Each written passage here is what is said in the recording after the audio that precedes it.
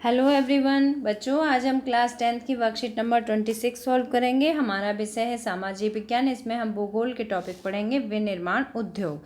सबसे पहले मैं आपको एंट्रीज बता देती हूँ। आपको अपना नाम लिखना है, कक्षा अध्यापक का नाम लिखना है, दिनांक डालना है 3 सितंबर 2020। तो स्टार्ट करते हैं बच्चों आज की वर्कशीट, विनिर्माण उद्योग। इस टॉपिक पर बच्चों हम पहले भी वर्कशीट में पढ़ चुके हैं। विनिर्माण उद्योग कौन से उद्योग होते हैं? ऐसे उद्योग होते हैं जहां पर के कच्चे माल से सामान निर्मित किया जाता है। ठीक है। अब आज का जो टॉपिक है उसमें बताया जा रहा है उपयुक्त स्थान। इसका मतलब है उद्योग स्थापित करने के लिए, विनिर्माण उद्योग स्थापित करने के लिए हमें किस तरह से हम उपयुक्त स्थान को चुन सकते हैं, किस प्रकार से चुनाव कर सकते हैं कि यही स्थान उद्योग स्थापित करने के लिए उपयुक्त है। तो देखिए, उद्योगों की आदर्श अवस्थिति। सबसे पहले इसमें कंडीशन बताई गई है कच्चा माल प्राप्त करने की लागत, मतलब कि ऐसी जगह पर हमें उद्योग की स्थापना करनी चाहिए जहां से हमें कच्चा माल आसानी से प्राप्त हो सके और कम से कम लागत में प्राप्त हो सके। दूसरा है उत्पादन की लागत। बच्चों, जब उद्योगों में उत्पादन किया जाता है तो हमें किस चीज़ की ज़रूरत पड़ती है? हमें श्रम शक्ति की ज़रूरत पड़ती है ना। हमें मजदूरों की आवश्यकता पड़ती है, हमें मशीनरियों की आवश्यकता पड़ती है ना। इस व्यक्ति हमें जो है मानव संसाधन की आवश्यकता पड़ती है। तो ये सब किस में? उत्पादन की लागत में आ जाते हैं। ठीक है। और उत्पादन में मतलब है कि कम से कम लागत में हमें कच्चा माल प्राप्त हो और उसमें हमें कम से कम लागत लगाने पर उत्पादन अधिक से अधिक हो। ठीक है।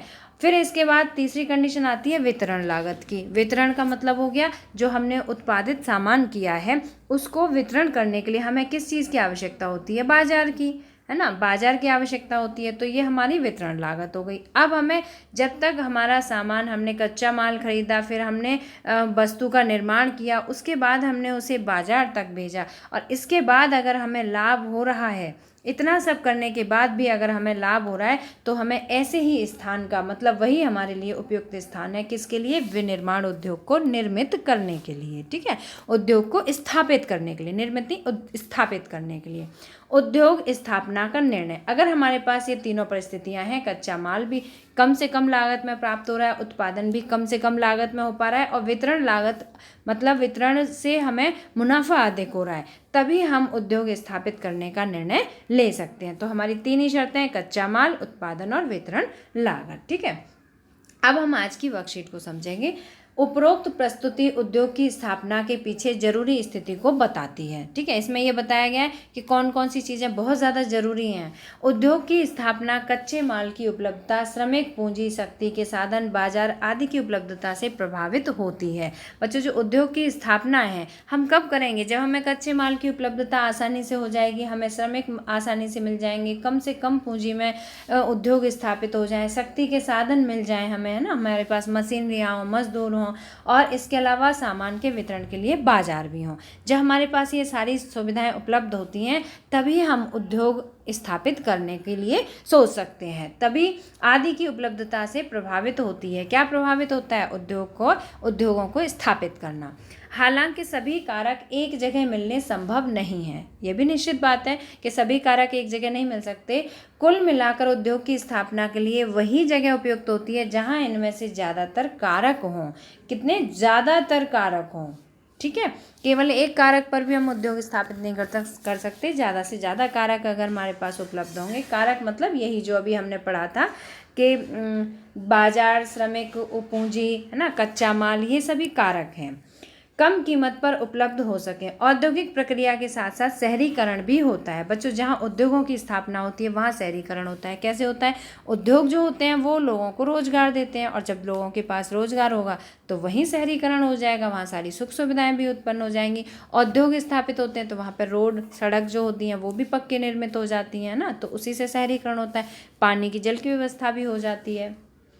आसपास सुविधाओं का विकास होने लगता है। जहां उद्योग स्थापित किए जाते हैं वहां धीरे धीरे सुविधाओं का विकास होने लगता है। कई बार तो बाजार, यातायात की सुविधा, ऊर्जा आपूर्ति को देखते हुए उद्योग शहरों के नज़दीक लगाए जाते हैं। अगर बाजार पास में हो या यातायात की सुविधाएं अच्छी हों, ऊर्जा आपूर्ति मतलब बिजली या पानी की उपलब्धता हो तो वहीं पर शहरों के नज़दीक इसीलिए उद्योगों को लगाया जाता है। ठीक है, यही सभी कारकों को देखते हुए शहरी सुविधाओं से लाभ उठाकर उसके आसपास ही उद्योग केंद्रित हो जाते हैं, जिसे समूहन बचत कहा जाता है। मतलब सभी तरह से इसमें बचत प्राप्त होती है। ठीक है, ठीक है, इसे कहते हैं समूहन बचत, एग्लोमेरेशन इकोनॉमीज। ठीक है, इसे कहते हैं समूहन बचत। इसका मतलब हुआ कि सभी चीज़ें उपलब्ध हो जाती हैं तो क्या होता है, उद्योगों को लाभ होना शुरू हो जाता है, लाभ होता है। ठीक है, तो इस तरह से उद्योगों को स्थापित करने के लिए बच्चों हमने अभी पैसेज में समझा कि कौन कौन सी चीज़ें बहुत अधिक आवश्यक हैं, और जब उद्योगों की स्थापना होती है तो उससे शहरीकरण किस प्रकार से होता है। तो देखिए, अब इस पर आधारित हम प्रश्नों को पढ़ेंगे। उद्योगों की स्थापना के लिए कौन सा स्थान उपयुक्त होता है। हमने अभी जाना जहाँ पे हमें ये सारी सुविधाएं मिल जाएंगी वही स्थान हमारे लिए उपयुक्त होगा। अभी मैं आपको लिखित रूप में सभी प्रश्नों के उत्तर दिखाऊंगी।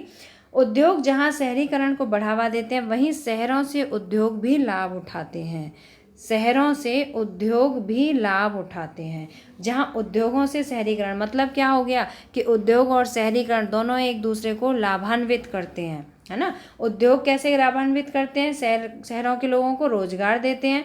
ठीक है, रोजगार देते हैं, और शहरों से और जो उद्योग होते हैं इनसे शहरों को क्या लाभ होता है, यहाँ पर निर्मित सामान प्राप्त हो जाता है। ठीक है, निर्मित सामान प्राप्त होता है। तो इस तरह से जो है एक दूसरे को ये लाभान्वित करते हैं।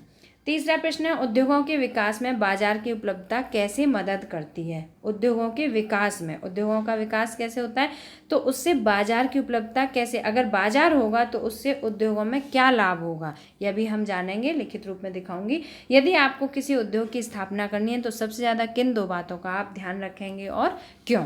तो बच्चों, इसमें जो अभी हमने पढ़ा इसका हमारा मुख्य उद्देश्य था विनिर्माण उद्योग स्थापित करने के लिए उपयुक्त स्थान। ठीक है, तो मैं अब आपको लिखित रूप में सभी प्रश्नों के उत्तर दिखाती हूँ।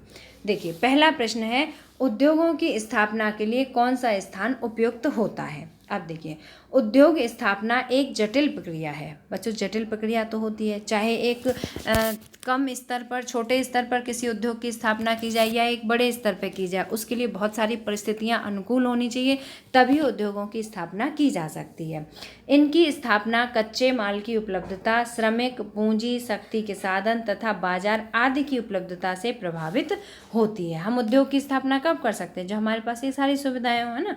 इस प्रकार उद्योग स्थापना के लिए वही स्थान उपयुक्त है जहां ये कारक अधिक उपलब्ध हैं। अधिक से अधिक मात्रा में जब ये कारक हमें उपलब्ध होते हैं तो वहीं हम उद्योगों की स्थापना कर सकते हैं, और कम कीमत पर उपलब्ध हों। अधिक से अधिक हों, लेकिन इसके साथ एक और शर्त है कि कम से कम कीमत पर हों, है ना। उद्योग को अगर वो सभी साधन कम कीमत पर उपलब्ध होंगे तो वो अधिक कीमत पर उसे बेच पाएगा, तो उसे अधिक मुनाफा होगा। ठीक है, तो ये सभी उद्योग स्थापना के लिए उपयुक्त स्थान प्राप्त कराने के प्रमुख कारक होने आवश्यक हैं। जैसे ये है श्रमिक, पूंजी, शक्ति के साधन, बाजार, ये सभी। ठीक है, अब प्रश्न नंबर 2 पढ़ते हैं। उद्योग जहां शहरीकरण को बढ़ावा देते हैं वहीं शहरों से उद्योग भी लाभ उठाते हैं, कैसे।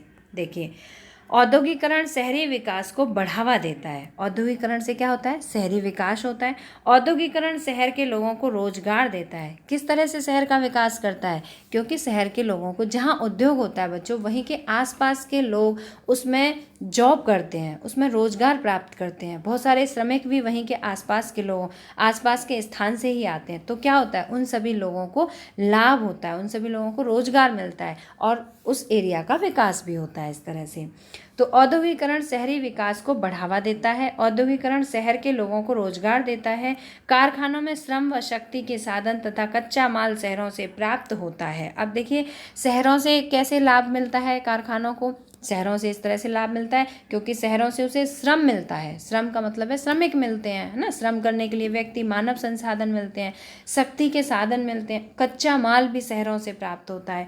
इसके अलावा नगर उद्योगों को बाजार तथा सेवाएं जैसे बैंकिंग, बीमा, परिवहन, श्रमिक व वित्तीय सलाह आदि उपलब्ध कराते हैं। और नगरों से उन्हें क्या फ़ायदा होता है, उद्योगों को अगर नगर होते हैं तो नगरों में ये सुविधाएं होती हैं, जैसे बाजार की सुविधाएं है ना, यहाँ पे देखिए बाजार की सुविधाएं और बैंकिंग की सुविधा है, बीमा है, परिवहन आने जाने के लिए, सामान को निर्मित सामान को लाने ले जाने के लिए, कच्चे सामान को लाने ले जाने के लिए हमें परिवहन की आवश्यकता होती है ना, और श्रमिकों के लिए आने जाने के लिए सभी के लिए परिवहन की आवश्यकता होती है। इसके अलावा श्रमिक व वित्तीय सलाह आदि उपलब्ध कराते हैं। कौन उपलब्ध कराता है? नगर। नगर मतलब शहर या नगर उपलब्ध कराते हैं। तो इस तरह से शहर और उद्योग एक दूसरे को लाभान्वित कराते रहते हैं। इस प्रकार उद्योग जहां शहरीकरण को बढ़ावा देते हैं वहीं शहरों से उद्योग भी लाभ उठाते हैं। ठीक है, तो ये हमारे 2 प्रश्न हो गए बच्चों। अब हम पढ़ेंगे तीसरा प्रश्न। ठीक है, तीसरा प्रश्न है उद्योगों के विकास में बाजार की उपलब्धता कैसे मदद करती है। देखिए, उद्योगों के विकास में सबसे महत्वपूर्ण भूमिका बाजार की है। विकास कब होगा? जब बाजार पास में होगा। अगर बाजार पास में होगा तो क्या होगा? निर्मित सामान का वितरण आसानी से किया जा सकेगा। तैयार सामान की खपत के लिए बाजार की आवश्यकता होती है। यदि उद्योग की स्थापना बाजार के निकट ही हो तो तैयार माल को आसानी से कम समय में बाजार में पहुंचाया जा सकता है। कम समय में, और आप यहाँ लिख सकते हैं कम लागत में। ठीक है, क्योंकि कम समय भी लगेगा और कम लागत भी लगेगी। उद्योगों को इस बात से बचत मिलेगी। ठीक है, बचत होगी, उनका मुनाफा होगा उद्योगों का। तो इस तरह से उद्योगों के विकास में बाजार की उपलब्धता मदद करती है। अब प्रश्न नंबर 4 है, यदि आपको किसी उद्योग की स्थापना करनी हो तो सबसे ज़्यादा किन 2 बातों का ध्यान रखेंगे और क्यों? अगर मान लीजिए आप किसी उद्योग की स्थापना करना चाहते हैं तो किन 2 बातों का ध्यान रखेंगे? पहले देखिए, उद्योग स्थापित करने के लिए सबसे पहले कच्चे माल की उपलब्धता होने को ध्यान रखेंगे, क्योंकि कोई भी सामान तैयार करने के लिए प्राथमिक जरूरत कच्चा माल ही होता है। सबसे पहली ज़रूरत क्या है? कच्चा माल।